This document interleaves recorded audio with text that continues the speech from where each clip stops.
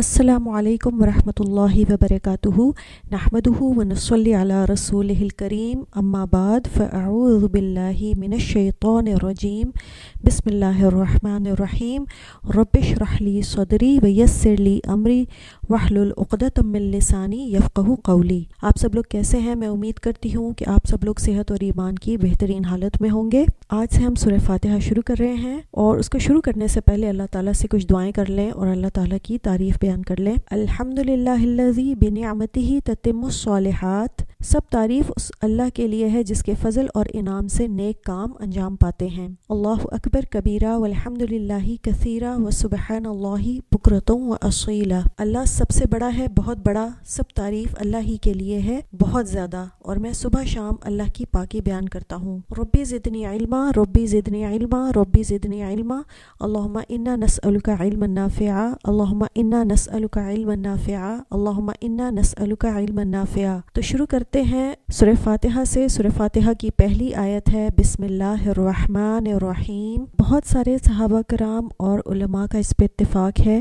کہ یہ سورہ فاتحہ کی پہلی آیت ہے۔ جب ہم کہتے ہیں بسم اللہ الرحمن الرحیم تو ہم کہتے ہیں بسمی ساتھ نام اللہ، اللہ کے، الرحمن جو بہت مہربان ہے، الرحیم جو نہایت رحم کرنے والا ہے، یعنی بار بار رحم کرنے والا۔ لفظ اللہ جلالت کے معنی میں آتا ہے اور یہ اللہ تعالیٰ کا ذاتی نام ہے، اور اس کے بارے میں یہ بھی بیان کیا جاتا ہے کہ یہی اسم اعظم ہے، اور اللہ تعالیٰ کا نام اللہ صرف اللہ تعالیٰ کے ساتھ ہی مخصوص ہے، اس کے سوا کسی اور کو اس نام کے ساتھ موسوم نہیں کیا جا سکتا۔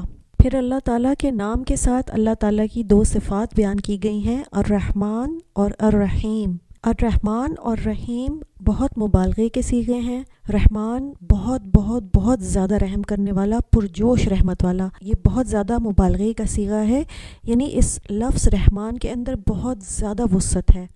اور رحیم کے معنی ہے نہایت رحم کرنے والا، بار بار رحم کرنے والا۔ جب ہم کہتے ہیں بسم اللہ الرحمن الرحیم تو ہم اس بات کا اعتراف کرتے ہیں کہ اے اللہ، مجھ میں کوئی طاقت نہیں، میں تجھی پر بھروسہ کرنے جا رہا ہوں، میں جو بھی کام کر رہا ہوں وہ تو ہی مجھ سے کروائے گا، تیری رحمت ہی کی وجہ سے میں اس قابل ہوں کہ میں کچھ بھی کر سکوں۔ اسباب اختیار کرنے چاہیے، لیکن بھروسہ صرف اور صرف اللہ کی ذات پر کرنا چاہیے۔ ہر کام کا آغاز اللہ تعالیٰ کے بھروسے پہ شروع کرنا چاہیے، اور ہر کام بسم اللہ سے شروع کرنا چاہیے۔ ہر عمل اور ہر قول کے شروع میں بسم اللہ پڑھنا مستحب ہے، یعنی پسندیدہ ہے۔ خطبے کے شروع میں بھی مستحب ہے، واش روم میں، بیت الخلاء میں داخلے کے وقت بھی بسم اللہ پڑھنا مستحب ہے، پسندیدہ ہے، کیونکہ حدیث سے یہ بات ثابت ہے۔ وضو کے شروع میں بھی بسم اللہ پڑھنا مستحب ہے، کیونکہ مسند احمد اور سنن میں حضرت ابو ہریرہ رضی اللہ تعالیٰ عنہ سے روایت ہے، اور جو شخص وضو شروع کرتے ہوئے اللہ کا نام نہ لے تو اس کا وضو نہیں ہوتا، یعنی جو انسان وضو سے پہلے بسم اللہ نہ کہے اس کا وضو نہیں ہوتا۔ کھاتے وقت بھی بسم اللہ پڑھنا مستحب ہے، کیونکہ صحیح مسلم کی حدیث ہے کہ رسول اللہ صلی اللہ علیہ وآلہ وسلم نے عمر بن ابو سلمہ جو آپ کے گھر میں ہی پرورش پا رہے تھے، ان سے فرمایا، اے لڑکے بسم اللہ کہو، اپنے دائیں ہاتھ سے کھاؤ اور اپنے سامنے سے کھاؤ۔ بعض علماء نے کھانے کے وقت بسم اللہ پڑھنے کو واجب قرار دیا ہے۔ تو حدیث سے پتہ چلتا ہے کہ نبی صلی اللہ علیہ وآلہ وسلم نے ہمیں پہلا ادب بتا دیا، کھانے یا پینے کا آغاز بسم اللہ پڑھ کر کرنا چاہیے، اور دوسرا ادب یہ کہ اپنی طرف سے اور اپنے سامنے سے کھایا جائے، دوسرے کے سامنے سے چن چن کر نہیں کھانا چاہیے۔ حضرت عائشہ رضی اللہ تعالیٰ عنہ سے روایت ہے کہ رسول اللہ صلی اللہ علیہ وآلہ وسلم نے فرمایا، جب تم میں سے کوئی شخص کھانا کھانے لگے تو اللہ کا نام یاد کرے، یعنی بسم اللہ پڑھے۔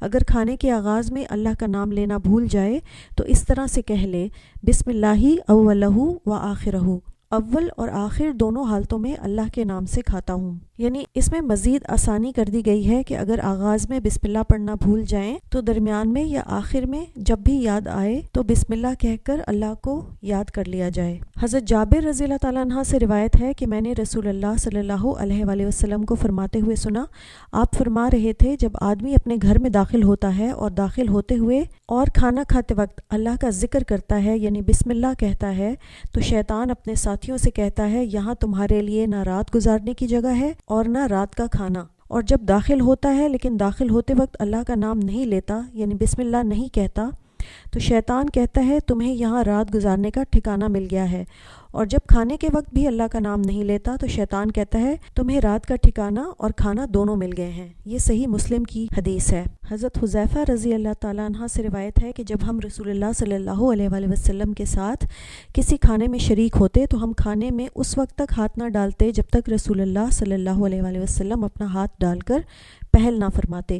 ایک مرتبہ ہم کھانا کھانے میں آپ کے ساتھ شریک تھے کہ اچانک ایک لڑکی آئی، گویا اسے دھکیلا جا رہا ہے، یعنی تیزی سے آئی اور کھانے میں اپنا ہاتھ ڈالنے لگی، تو رسول اللہ صلی اللہ علیہ وآلہ وسلم نے اس کا ہاتھ پکڑ لیا۔ پھر ایک دیہاتی آیا اور وہ بھی اتنی تیزی سے آیا گویا کہ اسے دھکیلا جا رہا ہے، پھر آپ نے اس کا بھی ہاتھ پکڑ لیا اور آپ نے فرمایا جس کھانے پر اللہ کا نام نہ لیا جائے تو شیطان اسے اپنے لیے حلال سمجھتا ہے، اور وہی شیطان اس لڑکی کو لایا تھا تاکہ اس کے ذریعے سے وہ اسے حلال کر لے، تو میں نے اس لڑکی کا ہاتھ پکڑ لیا۔ پھر وہ اس دیہاتی کو لایا تاکہ اس کے ذریعے سے کھانے کو حلال کر لے، تو میں نے اس کا ہاتھ بھی پکڑ لیا۔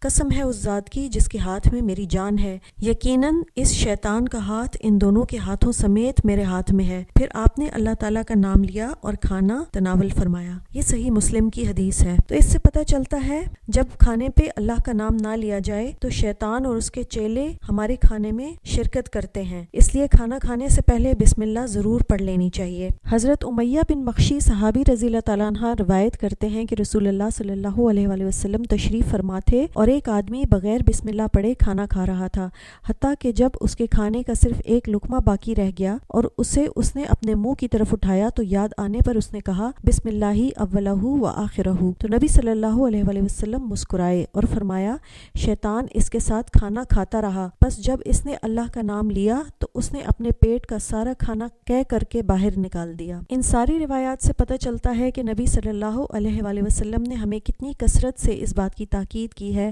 کہ کھانا کھانے سے پہلے اور گھر میں داخلے کے وقت بسم اللہ پڑھنا ضروری ہے۔ اسی طرح واش روم میں داخل ہوتے وقت بھی بسم اللہ پڑھنا چاہیے تاکہ شیطانوں کی نظروں سے محفوظ رہ سکیں۔ ہمیں چاہیے کہ بغیر سوچے سمجھے ہر تکلیف پر بسم اللہ ہمارے منہ سے نکلنا چاہیے۔ ہمیں بار بار بسم اللہ کہنا چاہیے۔ اگر ہم بار بار بسم اللہ کہیں گے تو ہماری دماغ کی سافٹ ویئر بنے گی، ہماری عادت بنے گی۔ ان الفاظ پر جب تک یقین نہیں کریں گے ہمیں کوئی فائدہ حاصل نہیں ہو سکتا، اس کا پھل ہم حاصل نہیں کر سکتے۔ اس کا یقین کرنا ضروری ہے کیونکہ محمد مصطفیٰ صلی اللہ علیہ وآلہ وسلم نے ہمیں یہ بتایا ہے، ان کی زبان سے حق اور سچ کے سوا کچھ نہیں نکلتا۔ کیا آپ سوچ سکتے ہیں کہ کسی کی آنکھ میں تیر لگا ہو اور آنکھ کا ڈیلا یعنی آئی بال باہر آ گیا ہو اور پھر بھی آنکھ ٹھیک ہو جائے؟ وہ صحابی نبی صلی اللہ علیہ وآلہ وسلم کے پاس دوڑتے ہوئے آئے، آپ نے اپنے ہاتھ سے آنکھ کو برابر کیا، بسم اللہ کہا اور اپنا لعاب دہن لگایا۔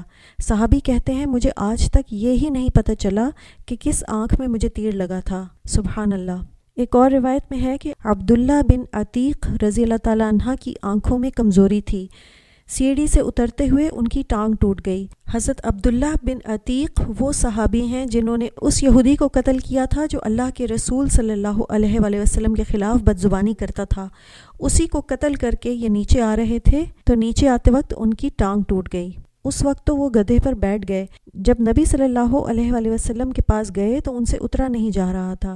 نبی صلی اللہ علیہ وآلہ وسلم نے صحابہ سے کہا کہ انہیں ذرا اتارو، تو انہوں نے کہا اللہ کے رسول صلی اللہ علیہ وآلہ وسلم مجھ سے اترا نہیں جا رہا۔ کہا پریشان مت ہو، ٹانگ سیدھی کرو، تو انہوں نے کہا کہ مجھ سے اتنی بھی ہمت نہیں ہو رہی، تو آپ صلی اللہ علیہ وآلہ وسلم نے کہا بسم اللہ اور ہاتھ پھیرا اور وہ اٹھ کے کھڑے ہو گئے۔ کہتے ہیں کہ پتہ نہیں میری دائیں ٹانگ ٹوٹی تھی یا بائیں۔ پھر لباس کے معاملے میں نبی صلی اللہ علیہ وآلہ وسلم کا فرمان ہے، صحیح جامع کی حدیث ہے، اگر تم جنوں کی نظروں سے بچنا چاہتے ہو تو جب لباس اتارنے لگو تو بسم اللہ پڑھ لیا کرو، جن دیکھ نہیں سکیں گے ان کی آنکھوں پر پردہ آ جائے گا۔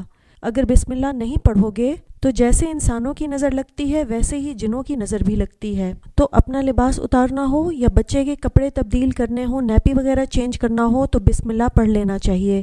شام کے وقت کھانے پینے کے برتنوں کو بسم اللہ کہہ کر ڈھک دینا چاہیے۔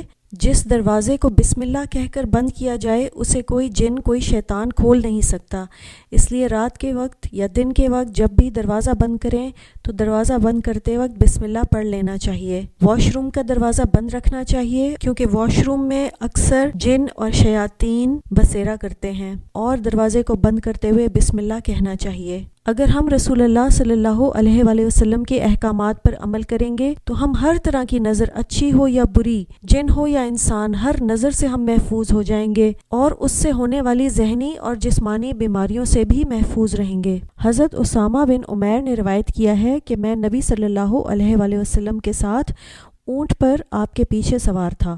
ہمارا اونٹ ذرا پھسلا تو میں نے کہا شیطان کا برا ہو۔ تب آپ صلی اللہ علیہ وآلہ وسلم نے فرمایا یہ نہ کہو کہ شیطان کا برا ہو، کیونکہ اس سے شیطان پھول کر مکان کی طرح ہو جاتا ہے اور کہتا ہے کہ میں نے اپنی قوت سے یہ کیا ہے، لیکن تم بسم اللہ کہو، کیونکہ اس سے شیطان چھوٹا ہو کر مکھی کی طرح ہو جاتا ہے۔ چاہے کوئی بھی سواری ہو، ہر سواری پر سوار ہوتے وقت بھی بسم اللہ پڑھنا چاہیے۔ اگر گرنے لگیں کہیں سے بھی تو بسم اللہ پڑھنا چاہیے۔ تکلیف ہو، چوٹ لگے، دکھ پہنچے، فوراً کہہ دینا چاہیے بسم اللہ۔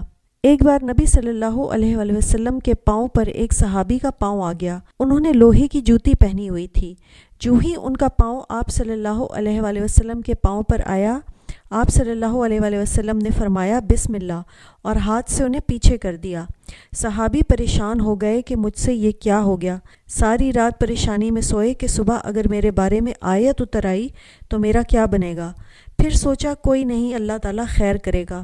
ساتھ ہی آواز آئی فلاں ابن فلاں کہاں ہے؟ کہا گیا آپ کو اللہ کے رسول بلا رہے ہیں۔ راستے میں سوچا کہیں وہی بات نہ ہو، پھر سوچا نہیں کوئی اور بات بھی تو ہو سکتی ہے۔ جب رسول اللہ صلی اللہ علیہ وآلہ وسلم کے پاس پہنچے انہوں نے پہلا سوال ہی یہی کیا کہ آپ نے کل میرے پاؤں پر پاؤں رکھا تھا کہ نہیں؟ تکلیف دی تھی کہ نہیں؟ انہوں نے کہا دی تھی۔ کہا لیکن میں نے ہاتھ سے آپ کو پیچھے کیا اور میرے ہاتھ میں کوڑا تھا۔ بلایا اس لیے ہے کہ 80 جانور مجھ سے لے لو، میں نے تمہیں کوڑے سے پیچھے کیا تھا، تم مجھے معاف کر دو۔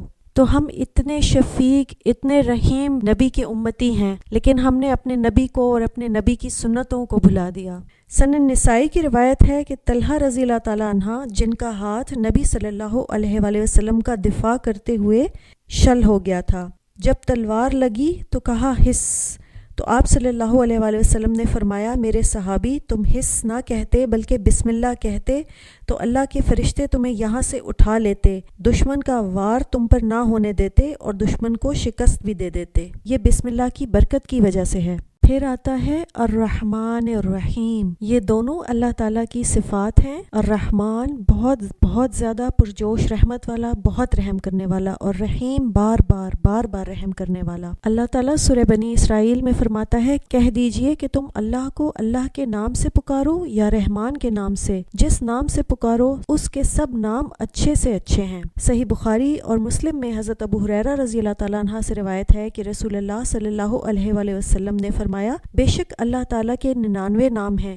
یعنی ایک کم 100 نام، جو انہیں یاد کر لے گا وہ جنت میں داخل ہوگا۔ قرطبی رحمہ اللہ یہ کہتے ہیں کہ رحمان اور رحیم کا ایک ہی معنی ہے، یہ دونوں نام رحمت کے لیے استعمال ہوتے ہیں۔ ابو علی فارسی کہتے ہیں کہ رحمان عام اسم ہے جو رحمت کی تمام قسموں کو شامل کرتا ہے اور یہ صرف اللہ تعالیٰ کے لیے خاص ہے، اور رحیم صرف مومنوں کی مناسبت سے ہے، صرف مومنوں کے لیے خاص ہے۔ اللہ تعالیٰ سورۃ الاحزاب میں فرماتا ہے وَكَانَ بِالْمُؤْمِنِينَ رَحِيمًا، اور اللہ مومنوں پر مہربان ہے۔ ابن عباس رضی اللہ تعالیٰ عنہ فرماتے ہیں کہ یہ دونوں نام رحمت اور رحم والے ہیں اور ایک میں دوسرے سے زیادہ رحمت اور رحم ہے۔ ابن جریر نے اپنی سند کے ساتھ بیان کیا ہے کہ ارزمی کہتے ہیں کہ الرحمن کے معنی ہے تمام مخلوق پر رحم کرنے والا اور الرحیم کے معنی ہے مومنوں پر رحم کرنے والا۔ الرحمن میں الرحیم کی نسبت زیادہ مبالغہ ہے کیونکہ اس میں دونوں جہانوں اور تمام مخلوق کے لیے عام ہے، جبکہ الرحیم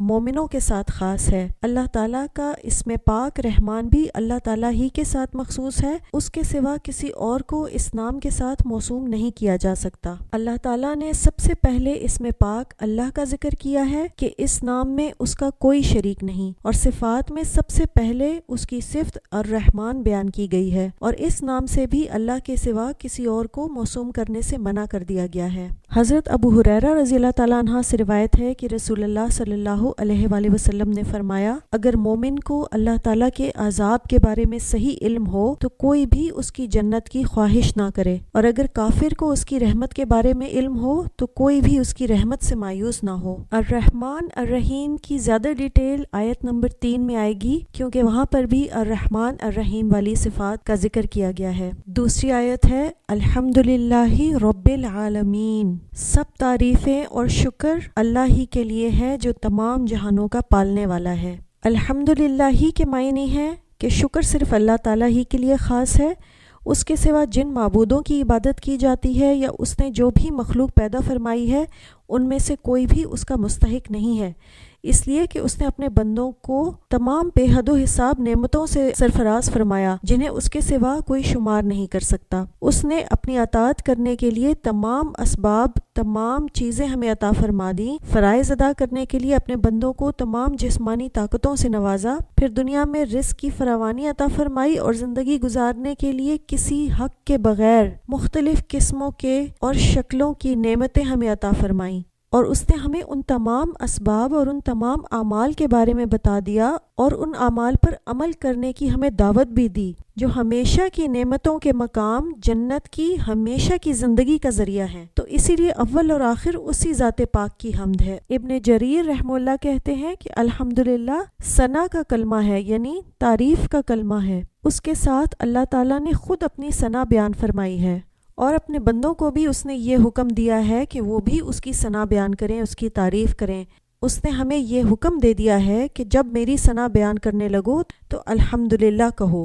حمد نعمتوں کے اعتراف اور شکر کے لیے ہوتا ہے، اور یہ کلمہ اللہ تعالیٰ کو خوش کرتا ہے۔ دل سے کھانا کھا کے، پانی پی کے، سو کر، نیند سے اٹھ کر، کچھ بھی کسی چیز کا بھی شکر کرنا، الحمدللہ کہنا خالق کو بہت خوش کر دیتا ہے۔ ایک مومن ہر بھلائی، ہر خیر ملنے پر اللہ کا شکر اور اعتراف کرتا ہے۔ صحیح مسلم کی حدیث ہے کہ جو دل سے الحمدللہ کہتا ہے اس کا یہ کہنا میزان کو بھر دیتا ہے، یعنی میزان کو نیکیوں سے بھر دیتا ہے۔ ترمذی کی روایت ہے الحمدللہ سب سے افضل دعا ہے۔ جب آپ الحمدللہ کہتے ہیں تو اللہ کی رحمت کو اپنی طرف متوجہ کرتے ہیں۔ ایک بار کسی شخص نے آپ صلی اللہ علیہ وآلہ وسلم کے پیچھے نماز پڑھتے ہوئے رکوع کے بعد یہ کلمات کہے، سمع اللہ لمن حمدہ ربنا ولک الحمد کے بعد اس نے یہ کلمات کہے، حمدن کثیرا طیبا مبارکا فی۔ تو نبی صلی اللہ علیہ وآلہ وسلم نے نماز کے بعد کہا کہ یہ کلمہ کس نے کہا تھا،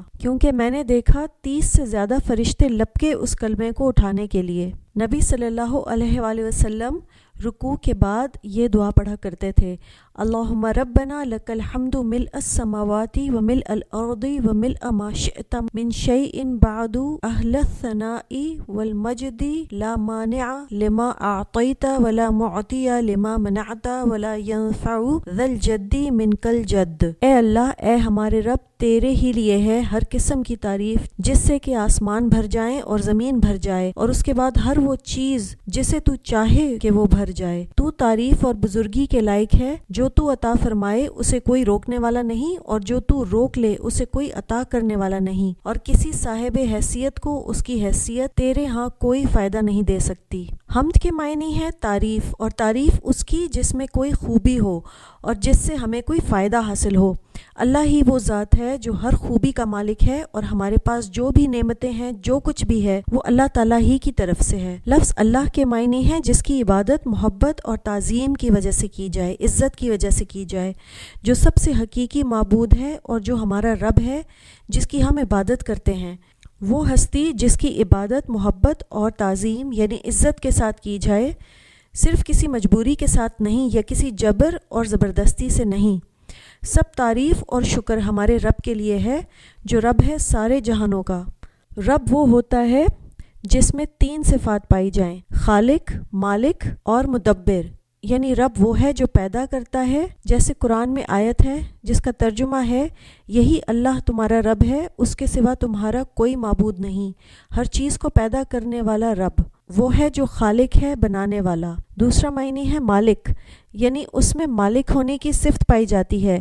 کہہ دیجئے اے اللہ جو ساری بادشاہت کا مالک ہے، ہر چیز کا مالک اللہ ہی ہے، اللہ ہی کے لیے ہیں آسمانوں اور زمین کی بادشاہت، ہر چیز اسی کی ملکیت ہے۔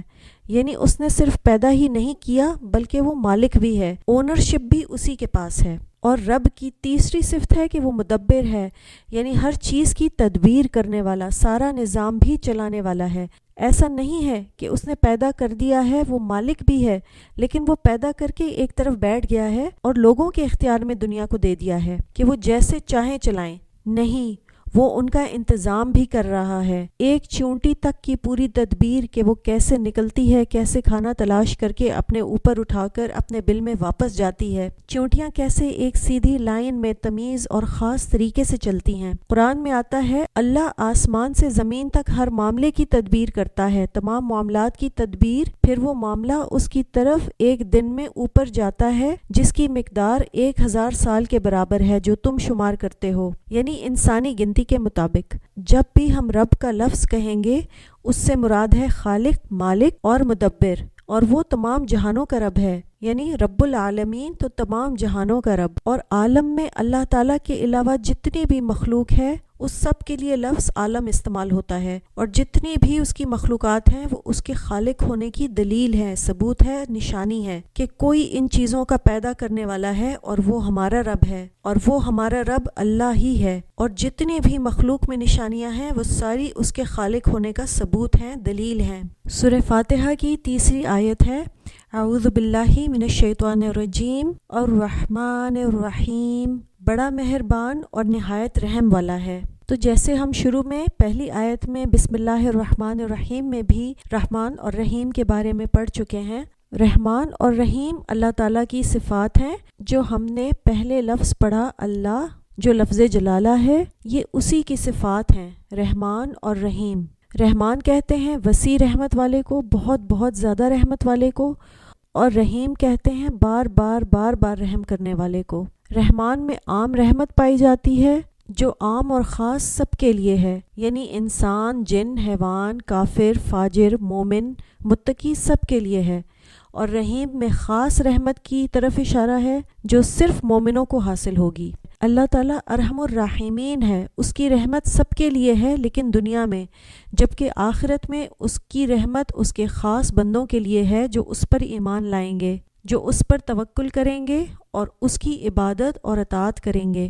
یہاں رحمان کو رحیم سے پہلے ذکر کیا گیا ہے۔ اس سے پتہ چلتا ہے کہ رحمان صرف اللہ تعالیٰ کے لیے استعمال ہو سکتا ہے، مخلوق کے لیے رحمان نہیں استعمال ہو سکتا۔ کسی دکان، کسی انسان کا نام یا کسی کاروبار کا نام الرحمن رکھنا درست نہیں ہے، جبکہ رحیم کا لفظ اللہ کے علاوہ دوسروں کے لیے بھی آتا ہے، جیسے رسول اللہ صلی اللہ علیہ وآلہ وسلم کے لیے آتا ہے۔ اللہ تعالیٰ فرماتا ہے لوگو یقیناً تمہارے پاس تم ہی میں سے ایک پیغمبر آئے ہیں، تمہاری تکلیف ان پر گراں گزرتی ہے اور وہ تمہاری بھلائی کے لیے بہت خواہش مند ہیں اور مومنوں پر نہایت شفقت کرنے والے اور مہربان ہیں، رؤوف الرحیم ہیں۔ رحمان کا لفظ رحم سے نکلا ہے۔ یاد رکھیے کہ اللہ کی رحمت بہت وسیع ہے۔ سورۃ الاعراف میں اللہ تعالیٰ فرماتا ہے میری رحمت نے ہر چیز کو گھیر رکھا ہے۔ ایک حدیث سے پتہ چلتا ہے کہ اللہ کی 100 رحمتیں ہیں۔ نبی صلی اللہ علیہ وآلہ وسلم نے فرمایا، صحیح مسلم میں آتا ہے، بے شک اللہ کی 100 رحمتیں ہیں اور ان میں سے ایک رحمت جنات، انسانوں، چوپایوں اور کیڑے مکوڑوں کے لیے نازل کی گئی ہے، جس کی وجہ سے وہ ایک دوسرے پر شفقت اور مہربانی کرتے ہیں اور ایک دوسرے پر رحم کرتے ہیں، اور اسی کی وجہ سے وحشی جانور اپنے بچوں پر شفقت کرتے ہیں، یعنی اپنے بچے کو کھا نہیں جاتے۔ اور اللہ نے 99 رحمتیں بچا کر رکھی ہیں جس سے قیامت کے دن وہ اپنے بندوں پر رحمت فرمائے گا۔ حضرت ابو ہریرہ رضی اللہ تعالیٰ عنہ سے مروی حدیث ہے کہ نبی صلی اللہ علیہ وآلہ وسلم کے پاس ایک آدمی اپنے بچے کے ساتھ آیا اور وہ آدمی اس بچے کو سینے سے لگانے لگا۔ آپ صلی اللہ علیہ وآلہ وسلم نے فرمایا کیا تمہیں اس بچے پر رحم آتا ہے؟ اس نے کہا جی ہاں۔ آپ نے فرمایا اللہ تعالیٰ کو تم پر اس سے بھی زیادہ رحم آتا ہے جتنا تمہیں اس بچے پر رحم آتا ہے، اور وہ ارحم الراحمین ہے، جس کا مطلب ہے کہ وہ رحم کرنے والوں میں سب سے بڑھ کر رحم کرنے والا ہے۔ وہ ماں سے بھی زیادہ بڑھ کر پیار کرنے والا ہے، ماؤں سے کئی گنا زیادہ رحم کرنے والا ہے۔ وہ 70 ماؤں سے نہیں بلکہ 70,000 بھی کہیں تو اس سے بھی زیادہ پیار کرنے والا ہے۔ نیکیاں کرنے والوں کے لیے اس کی خاص رحمت ہے۔ رسول اللہ صلی اللہ علیہ وآلہ وسلم نے فرمایا رب تبارک و تعالی بڑا رحیم ہے۔ اگر کوئی شخص کسی ایک نیکی کا ارادہ کرے اور وہ اسے نہیں کر پاتا تو اس کے لیے ایک نیکی کا ثواب لکھ دیا جاتا ہے، پھر اگر وہ اسے کر دیتا ہے تو اس کے لیے 10 نیکیوں سے لے کر 700 تک بلکہ اس سے بھی بڑھ کر ثواب لکھ دیا جاتا ہے۔ اور اگر کوئی گناہ کا ارادہ کرتا ہے پھر اس کو نہیں کرتا تو اس کے لیے ایک نیکی کا ثواب لکھ دیا جاتا ہے، اور اگر وہ اس گناہ کو کر لیتا ہے تو اس پر ایک گناہ لکھ دیا جاتا ہے، یا اللہ تعالیٰ اس گناہ کو بھی مٹا دیتا ہے۔ تو یہ ہے اس کی رحمت اپنے مومن بندوں کے لیے۔ اللہ تعالیٰ کی رحمت اور مہربانی اپنی مخلوق پر اتنی زیادہ ہے، اس قدر وسیع ہے، اتنی بے حد و حساب ہے کہ اس کے بیان میں بڑے سے بڑے الفاظ بول کر بھی جی نہیں بھرتا۔ تو اللہ تعالیٰ رحمان ہے، رحیم ہے، بار بار رحم کرنے والا ہے، باریک نعمتیں عطا کرنے والا ہے، وہ وسیع رحمت والا ہے، وسعت والا ہے، وہ رحمان ہے۔ اسی لیے تو دنیا ابھی تک قائم ہے، اتنی نافرمانیوں کے باوجود دنیا قائم ہے، کیونکہ وہ رحمان ہے، بڑی بڑی نعمتیں عطا کرنے والا ہے۔ اللہ کی رحمت محسنین کے لیے خاص ہے۔ دوسروں پر احسان کریں، جو آپ کے ساتھ اچھا سلوک نہیں کرتا اس پر بھی احسان کریں، دوسروں پر رحم کریں۔ رحم کرنے والوں پر اللہ تعالیٰ رحمان و رحیم رحم کرتا ہے اور رحم کرنے والوں کو پسند کرتا ہے۔ جانور ہو یا انسان ہو، ہر ایک کے ساتھ رحمت، شفقت، محبت کرنی ہے، ہر ایک کا خیال رکھنا ہے، ہر ایک کے ساتھ رحم سے پیش آنا ہے، اور تقوی حاصل کریں تو ہی اللہ تعالیٰ کی رحمت حاصل ہوتی ہے۔ تقوی کرنے والوں کو اللہ کا ساتھ ملتا ہے۔ قرآن پڑھنا ہے اور اس پر عمل کرنا ہے۔ قرآن پڑھنے والے اور خاموشی سے سننے والے پر اللہ کی رحمت ہوتی ہے۔ ہم نے اپنے اندر بھی یہ صفت لانی ہے۔ دوسروں پر رحم کریں، دوسروں کے لیے رحیم بنیں۔ ہم نے کوشش کرنی ہے کہ ہم روز قرآن پڑھیں گے، چاہے ایک ہی آیت کیوں نہ ہو، ترجمے کے ساتھ سمجھ کر اس پہ تدبر کر کے، سوچ بچار کر کے، اور ہر آیت میں سے اپنے لیے کوئی نہ کوئی عمل کی بات نکال کر ہم نے قرآن پر عمل کرنا ہے۔ سبحانک اللہم و بحمدک، اشہد ان لا الہ الا انت، استغفرک و اتوب الیک۔ السلام علیکم ورحمۃ اللہ وبرکاتہ۔